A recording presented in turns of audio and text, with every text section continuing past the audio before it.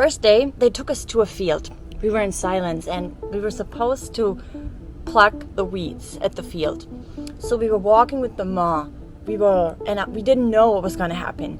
We were just walking away from the main ashram towards like the outskirts of the ashram, and then I started realizing that we were walking towards this field, and the ma started giving us the instructions. We were supposed to pluck the weeds, and I was terrified. I used to have two big fears.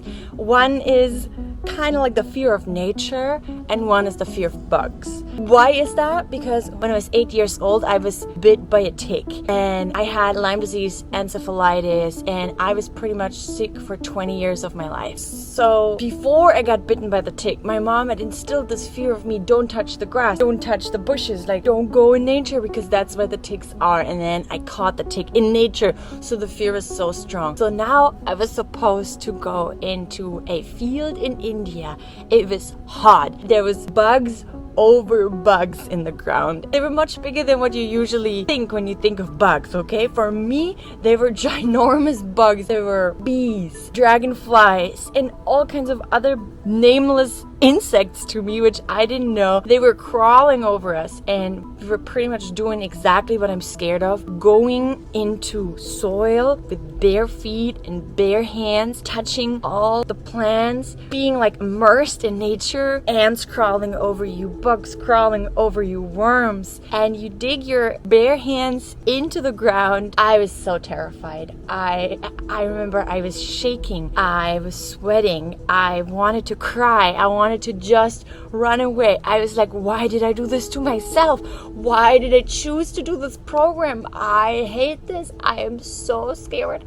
I had huge physical resistance to do it, but I had to do it. It was a task. I signed up for it. And also the mom made it very clear that this is the way. You know, this is what we're doing here. And I was furious inside myself because, I don't know, somehow Ashton didn't get the memo. He came to the wrong meeting spot, so he didn't meet with our group. So he didn't know we were supposed to go to the field. So when we walked towards the field, I saw him somewhere in the distance, walking somewhere. And I didn't know, like, why was he doing that? What was he doing? And I was not allowed to speak to him because we were in silence. I couldn't be like, hey, yo, we're going this way, come here. So I was like, if at least I could glimpse at his face, if at least he was here and I could have the comfort of knowing him around and knowing he's there. And yeah, you know, I mean, I wasn't supposed to look at him or make eye contact, but if at least I could see him, you know, I would have felt so much better. But no, he was not there. I felt betrayed. I was like, why is he not here in this occasion where I am dying from inside? The work was physically hard, demanding to me, and we were supposed to work fast, but also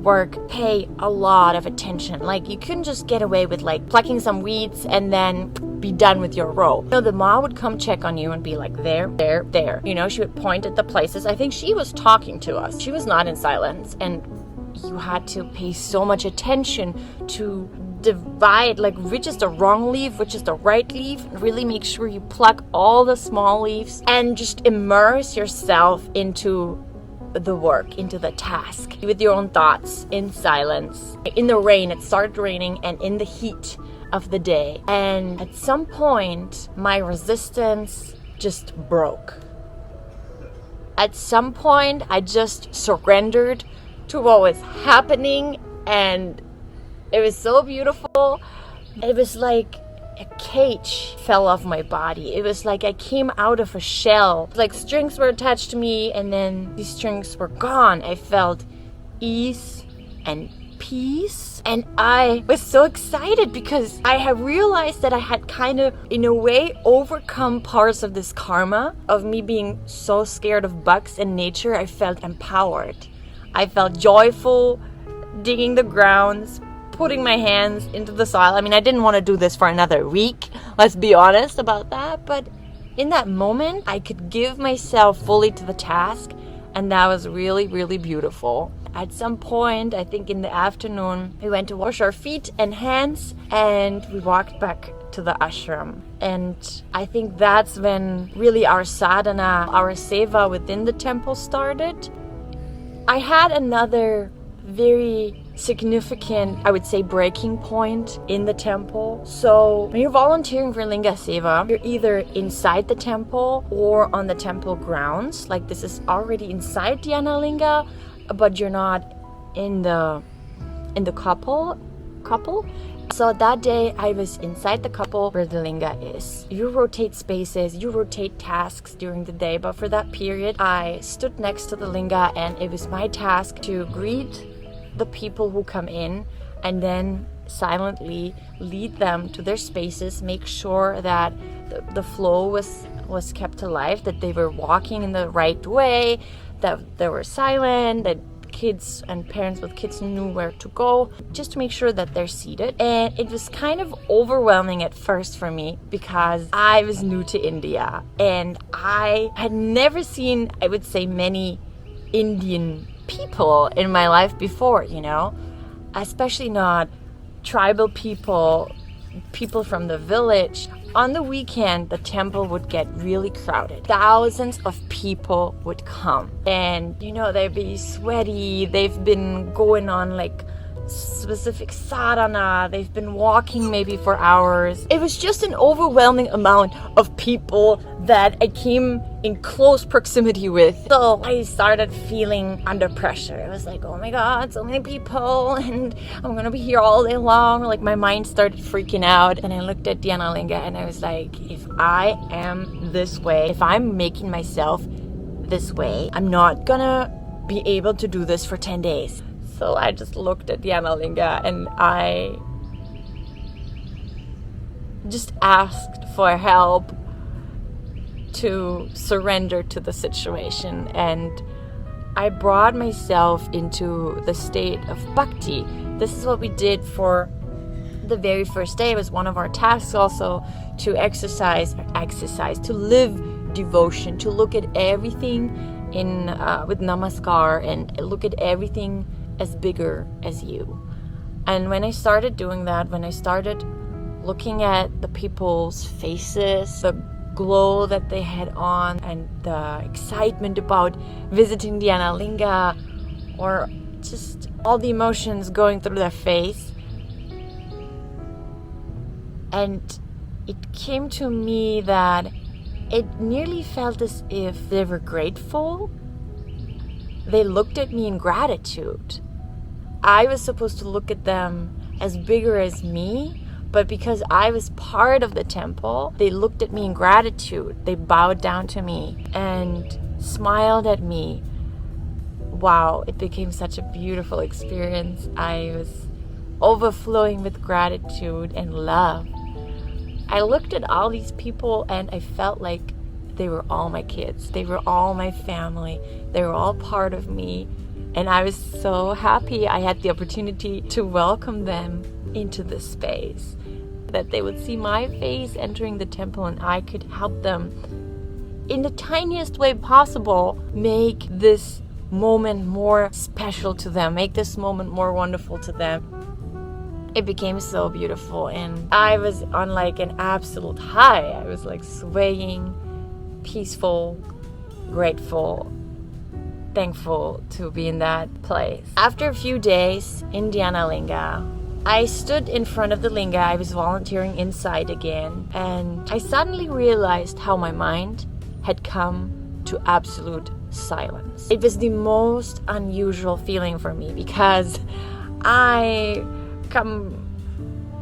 used to be like a person who's in her head all day long, overthinking and worrying and judging. And I stood there and my mind was completely quiet and I realized it. I became aware of it. I'm like, oh my God, wow.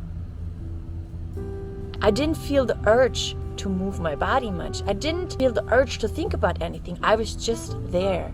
Then I could consciously think about something. Like I knew there was a problem I had to work out. There was some arrangements I had to make. There were some people I needed to talk to, so I could consciously think about this issue and easily resolve it in my mind, make a decision, and then stop thinking about it. When I started meditating, people were like, oh, your mind is going to be quiet. You know, I'm like, what's the outcome of meditation? And they're going to be like, oh, your mind is going to be quiet. And I thought, a Sadhguru for. I didn't have a concept of silence in my mind, and I for sure did not realize how exuberant or how peaceful, how beautiful it is to have a still mind. I really hope everyone out there experiences this. This is really a wish of mine. One of the things we do in Linga Seva is that we offer flowers in certain places of the temple. In the entrance of the temple, there is a stone figure of a yogi laying on the floor in like a certain position where his hands point towards the linga, and it's very conducive to go into that position. So we were putting flower petals around this figure. This was one of my tasks that day. I just couldn't believe how much joy it gave me, how it was so important to me that it looked beautiful, that every petal of the flower was in the right way. You know, I put so much attention towards it, how I would place the flower with my hand. It was a lot of flower petals, and just this activity, I would completely immerse myself into this. And it was such a joyful experience. I wanted to do it every day. If somebody else did it, sometimes I would go there and be like, she did not put the flower right. Let me fix that. I just did not recognize myself, because this was old me would have said, what an easy task, what a senseless task, what a useless task. Or just putting flowers around a stone, just be like, yeah, just put it there. But during Linga Seva, this became one of my absolute favorites. Organizing flower petals, making murals on the floor out of rice powder. You're not only in the temple when you do Linga Seva, you're also gonna volunteer for a few days at Adiyogi, and I enjoyed that so much. Even though it was incredibly hot those days, it's like another consecrated linga in front of Adiyogi. And people can offer neem leaves and water to the linga. They pretty much go kind of like in a circle. The chant is going on constantly, so that when devotees come or visitors come, that they can join into the chant. At the end of the circle, you offer them water with the copper spoon into their hands. If you are the volunteer doing that, you're basically just sitting there the whole time, giving water into the hand, bowing down. Giving water into the hand, bowing down. It was my absolute favorite. I think all of these things were my favorite. It's a repetitive work, but it did not become redundant to me. It was extremely fulfilling to look at the kids' faces, to smile at them. The water I was offering, it was like me gifting these people something from Sadhguru. That was so beautiful. I sat there for hours. Usually my legs would hurt, my back would hurt, but I was just so happy. Ashton would come by and he would be like, do you want me to switch? You know, do you want me to do it? And I'd be like, no, no, I'm doing it. I want to do it. This chant is just very, very addictive to me. During the time period I did Linga Seva, I was very lucky because there was Linga Snanam. I hope I'm pronouncing it right. So they are basically washing the linga. On specific days, you can offer milk to the linga. On the Dhyanalinga, directly it flows over it. Later the day, you can do water offering. And that was so amazing. Oh my God. I loved the whole process of preparing it all, of filling the vessels with milk and water, of giving it to the devotees, and myself also. I offered so much milk to Dhyanalinga, and so you walk up kind of like a bridge, and then you're at the top of Dhyanalinga, and you pour the milk over, holding your elbow, and then you're allowed to touch the linga and to bring your forehead to the linga. And it's just incredible. It becomes like a person. It becomes like a I don't want to say human, because it's not a human, it's a god. But it became to me like a very intimate relationship in that moment. It was like, wow, I just had an exchange in some form with Dhyanalinga, because usually you don't ask for anything from Dhyanalinga. You just be there and offer yourself. But in that moment, it feels so rewarding just to be able to offer milk and to touch the linga. And the energy that goes through my body is like, woo! It's like really crazy, and I'm so freaking scared to walk down these like metal stairs from Dhyanalinga with the vessel in my hand. I always feel like I'm going to die and slip, but that is wonderful. One of the tasks you have on that day is that hundreds and thousands of people are coming, and they need to line up in like a snake line in Dhyanalinga, and they kind of don't want to line up. If they could, they would all want to go at the same spot. They would like to go in front of each other. Not all of them, but it's just like they really want to give milk. Every day there's something new, and it seems so simple, but it's so fulfilling to do it. And then I think after the offering, the linga is washed.